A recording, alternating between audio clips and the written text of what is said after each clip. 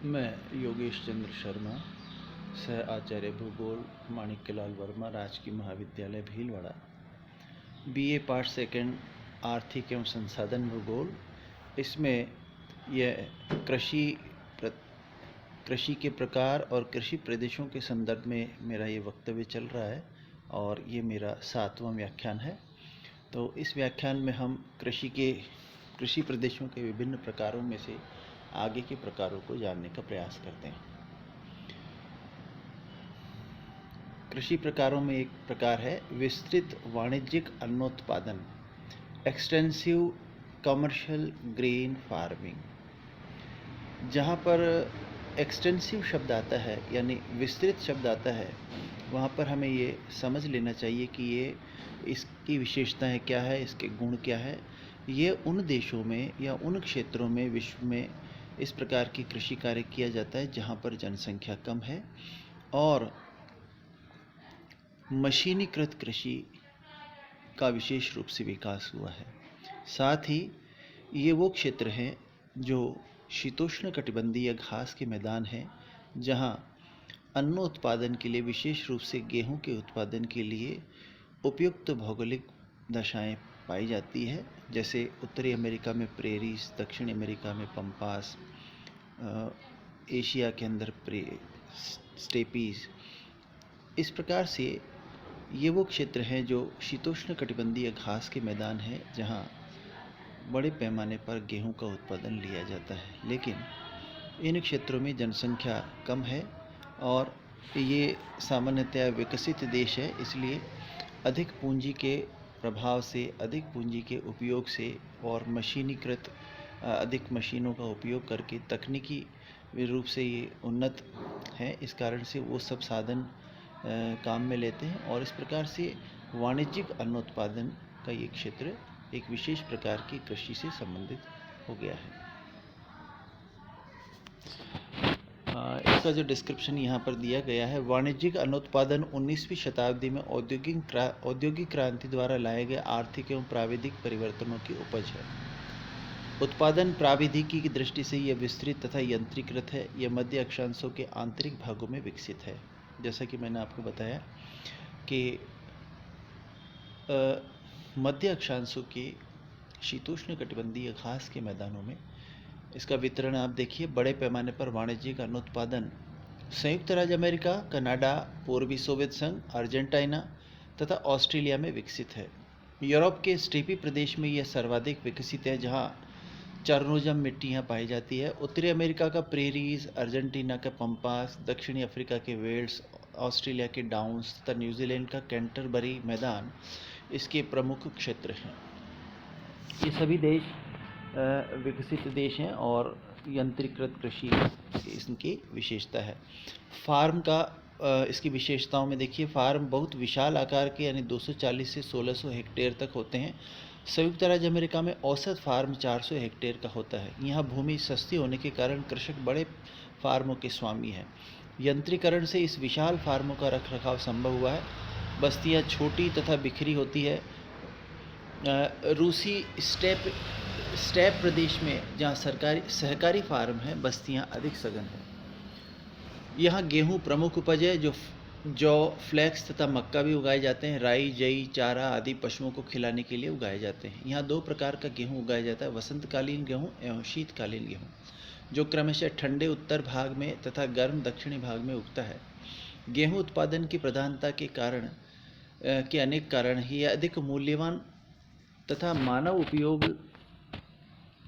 इस मानचित्र के बारे में हम बाद में बात करेंगे, के लिए महत्वपूर्ण है। इसे बाजारों में आसानी से भेजा जा सकता है। रूस तथा अर्जेंटीना में फ्लैक्स, सोयाबीन आदि गौण फसलों का उत्पादन भी होता है।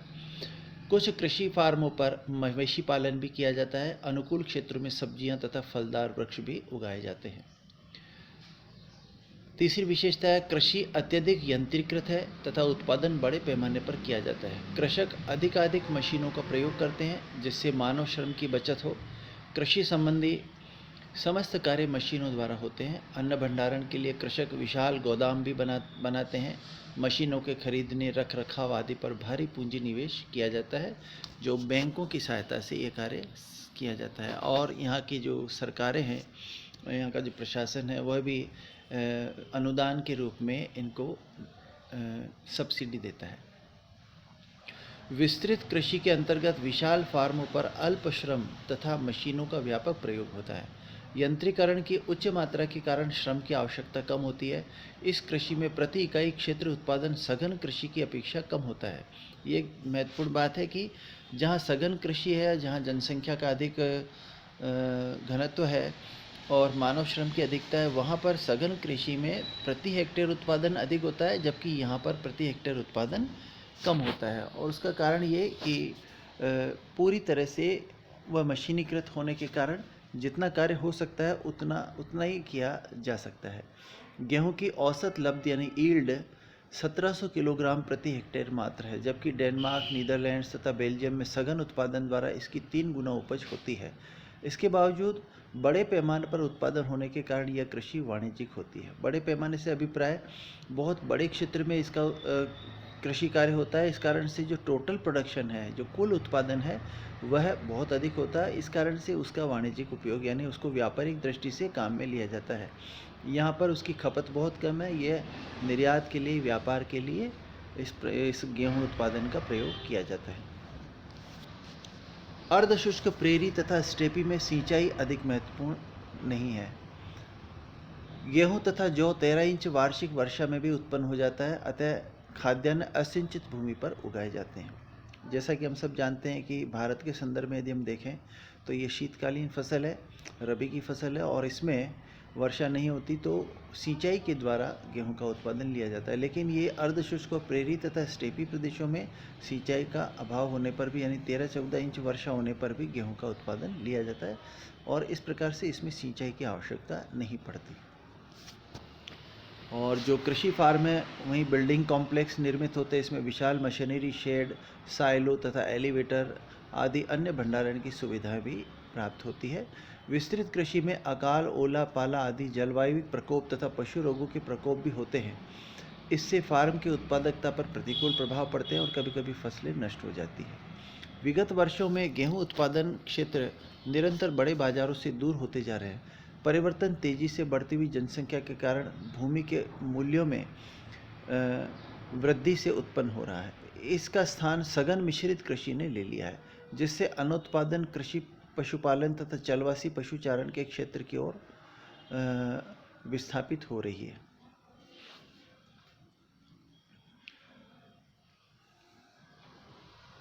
इसके बाद हम आते हैं एक अन्य प्रकार का, जिसमें है वाणिज्यिक पशुपालन एवं शस्योत्पादन, यानी इसको हम मिश्रित कृषि कह सकते हैं। Commercial live stock and crop farming, mixed farming जिसको हम कह रहे हैं।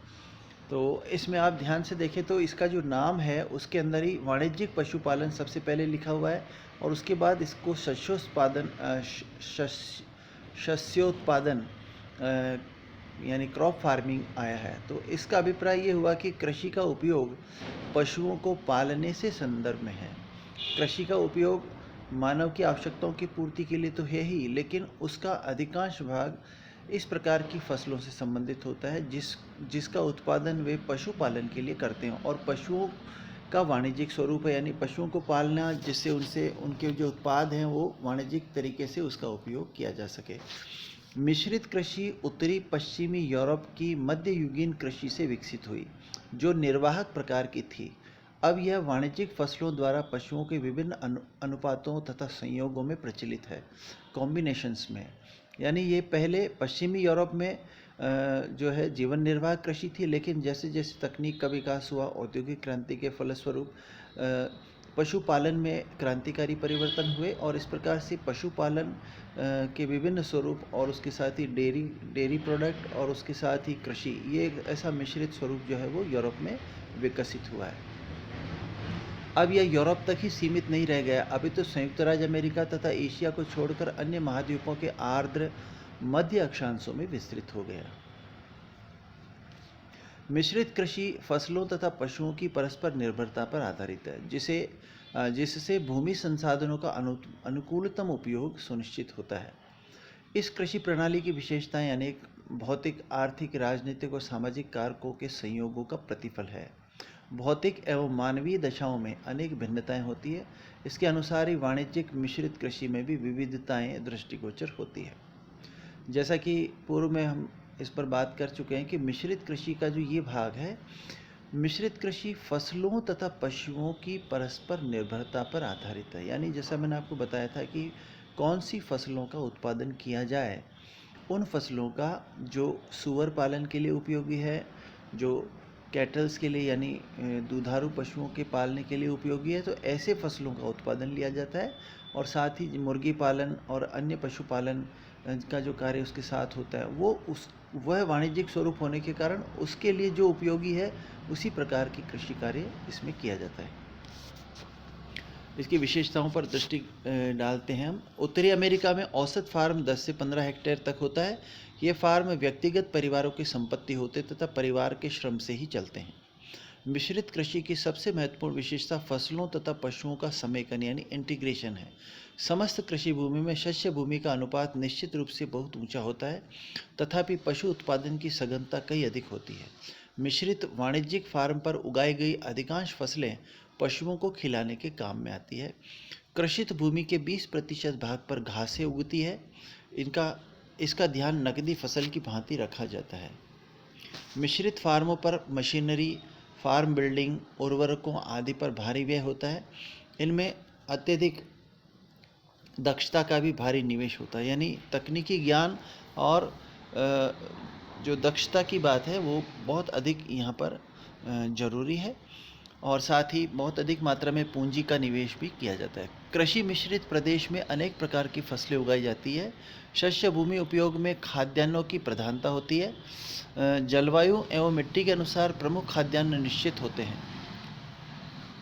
संयुक्त राज्य अमेरिका में मक्का तथा यूरोप में गेहूं प्रमुख खाद्यान्न है। संयुक्त राज्य अमेरिका में सोयाबीन द्वितीय सबसे महत्वपूर्ण फसल है। इसे पशुओं को खिलाने में प्रयोग किया जाता है। चीन तथा जापान में टोफू यानी सोयाबीन का दूध लोगों के भोजन का प्रमुख स्रोत है।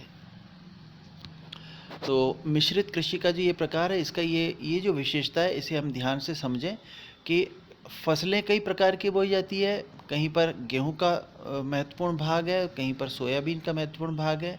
संयुक्त राज्य अमेरिका में जैसे मक्का प्रमुख फसल के रूप में उगाई जाती है, तो यूरोप के अंदर यह स्थान गेहूं ले लेता है। और इसी तरह से संयुक्त राज्य अमेरिका में सोयाबीन भी उगाया जाता है और जो पशुओं को खिलाने के काम आता है। जैसा कि हम जानते हैं, चीन और जापान में सोयाबीन से जो दूध बनता है उससे पनीर बनाया जाता है, जिसे टोफू कहा जाता है, और ये लोगों के भोजन का एक अनिवार्य हिस्सा हो गया है। फिर अगली विशेषता की ओर आते हैं। कृषकों को वर्ष पर्यंत सक्रिय रहना पड़ता है, क्योंकि हर ऋतु के अंदर यहाँ पर फसलोत्पादन होता है और साथ ही पशुओं का कार्य जो है वो निरंतर चलता रहता है। शीत ऋतु की अपेक्षा वसंत ऋतु में जब फसलें उगाई जाती है तथा शरद ऋतु में जब फसलें काटी जाती है, खेतों पर अधिक ध्यान देने की आवश्यकता होती है। इसके विपरीत पशुओं पर वर्ष भर ध्यान देना आवश्यक है, जैसा मैंने इस पूर्व में बताया। अगली विशेषता है, कृषक मिट्टी की उत्पादकता बनाए रखने के लिए फसलों का हेरफेर करते हैं। रोटेशन से फसलों को उगाया जाता है। तो इस बारे में तो हम सब जानते ही हैं कि भारत में भी जो कृषि कार्य होता है उसमें बदल बदल कर फसलों को उगाया जाता है, जिससे कि भूमि की उपजाऊ क्षमता बनी रहे।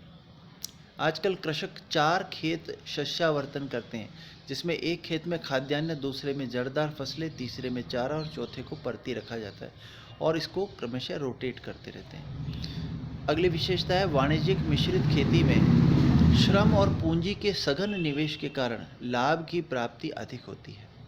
निश्चित रूप से अधिक पूंजी और अधिक श्रम दोनों ही बहुत अधिक मात्रा में इसमें उपयोगी है, और इस कारण से लाभ अधिक होता है। यह सघन निवेश ग्रामीण तथा नगरीय जनसंख्या की सघनता, सुनिश्चित वर्षा, अनुकूल तापमानों, वैज्ञानिक विधियों के उपयोग, उत्तम परिवहन व्यवस्था तथा परिवारों के श्रम के उपलब्धता होने के कारण संभव होता है। देखिए, इसमें जो कंडीशनिंग है वो कितनी अधिक है कि वर्षा की मात्रा अगर ठीक ठाक है तो ही कृषि हो सकती है, अनुकूल तापमान रहता हो तो खेती हो सकती है, वैज्ञानिक विधियों का प्रयोग किया जा रहा है या नहीं किया जा रहा है, ये वहाँ के तकनीकी ज्ञान पर निर्भर करता है।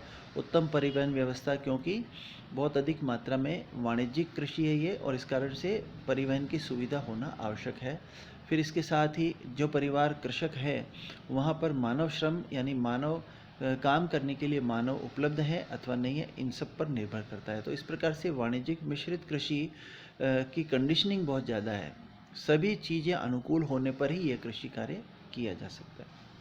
इसके बाद अगली विशेषता है मिश्रित कृषि में उपकरणों तथा मशीनों के शेड, पशुओं के रहने के स्थान, बाड़े, चारा रखने के बाड़े तथा साइलो आदि फार्म भवनों की आवश्यकता होती है, जिनकी संख्या तथा आकार जलवायु की दशाओं पर तथा फार्म के आकार पर निर्भर करता है। यानी बहुत अत्यधिक मात्रा में एस्टेब्लिशमेंट का खर्चा है।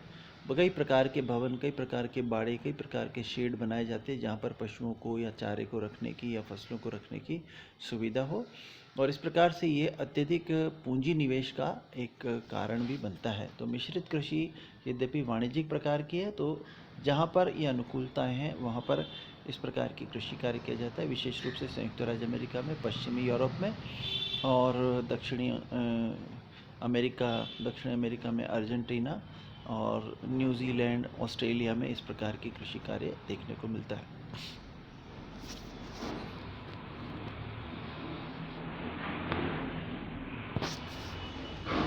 मिश्रित कृषि एक कुशल तथा उन्नत कृषि प्रणाली है। इन प्रदेशों का सबसे तेजी से विकास हुआ है। इसके विकास के लिए निम्नलिखित कारक उत्तरदायी है। विभिन्न प्रकार की फसलों के हेरफेर से मिट्टी की उर्वरता बनी रहती है। दूसरा, फसलों के क्रम से उनकी विविधता बढ़ती है तथा पौधों के रोगों का खतरा कम रहता है। शस्यावर्तन से पशुओं के लिए सस्ता आहार प्राप्त होता है। शस्यावर्तन का मतलब फसलों का हेरफेर। फिर चौथा है रोगों, फसलों के विनाश तथा जलवायु प्रकोपों से कृषक को अधिक हानि नहीं होती, क्योंकि फार्म पर एक से अधिक उद्यम यानी एक से अधिक कार्य संपन्न होते हैं और श्रमिकों को वर्ष भर इससे रोजगार मिलता है। और उत्तम नस्ल वाले पशुओं के कारण फार्मों को मुख्य पशु उत्पादों के अतिरिक्त चमड़ा, खाल आदि से भी आय प्राप्त होती है। तो इस प्रकार से मिश्रित कृषि जो है वो एक तरह से उन्नत देशों का एक महत्वपूर्ण कार्य हो गया है। इसके बाद हम आते हैं वाणिज्यिक डेयरी फार्मिंग।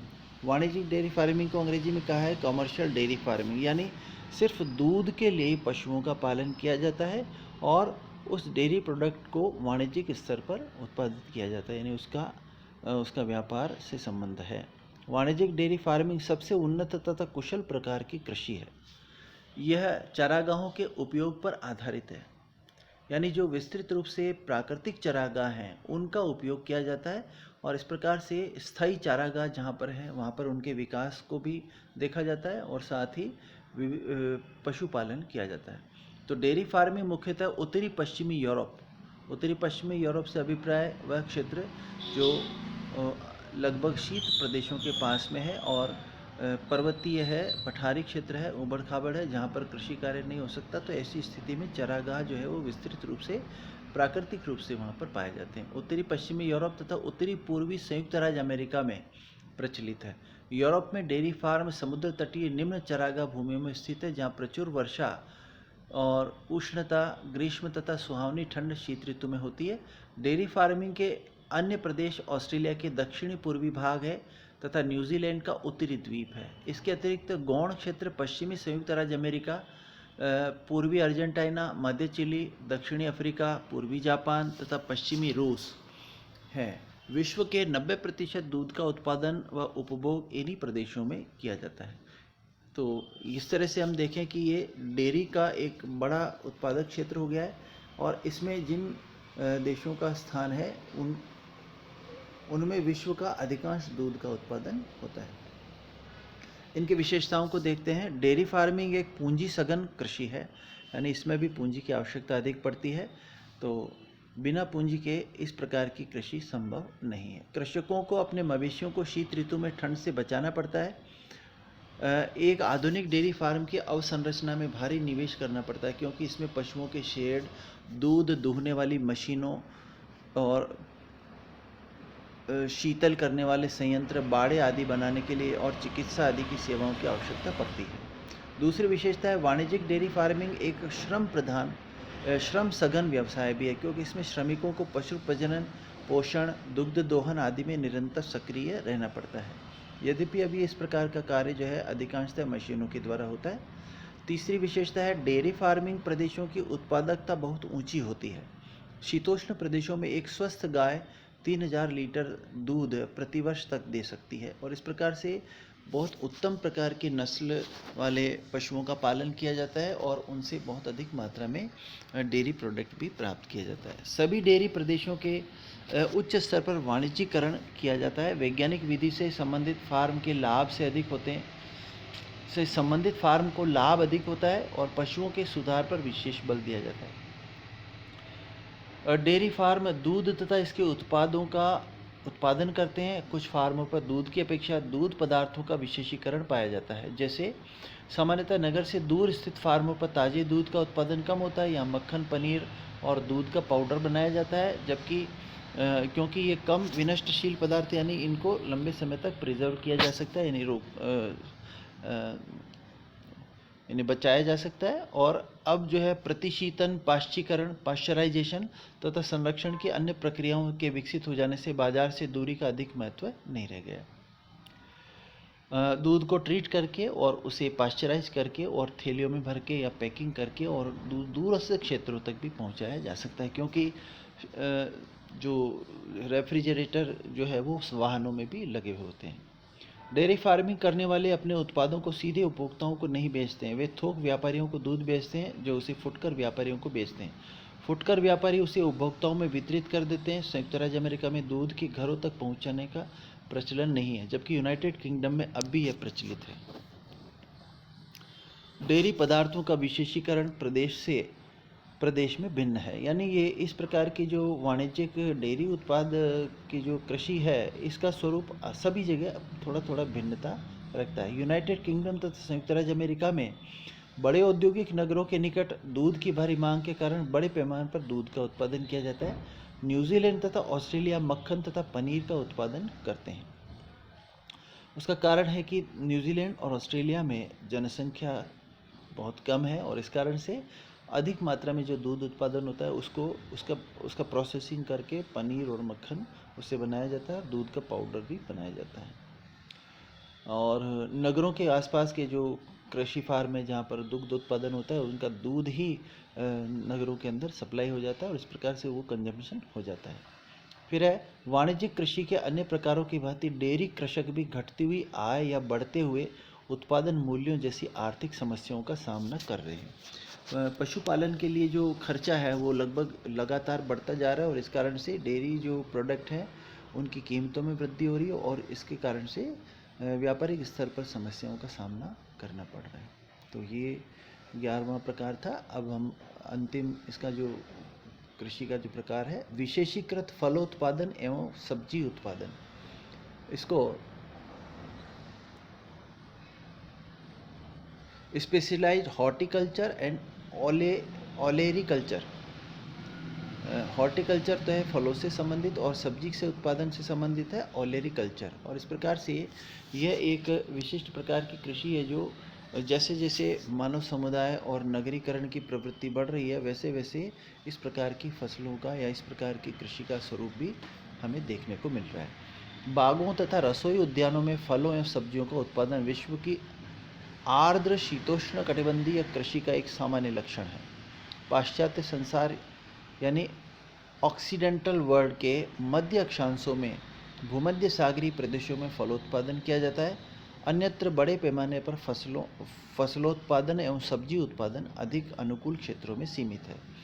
इसके सबसे प्राचीन एवं महत्वपूर्ण क्षेत्र पश्चिमी यूरोप में पाए जाते हैं। यह विशिष्ट कृषि नगरवासियों की मांग के कारण विकसित हुई है, यानी नगरों के आसपास जो कृषि भूमि है वहाँ पर फल और सब्जी का उत्पादन किया जाता है और उन्हें तुरंत मार्केट में बेच दिया जाता है जिससे कि भारी मुनाफा उन्हें प्राप्त होता है।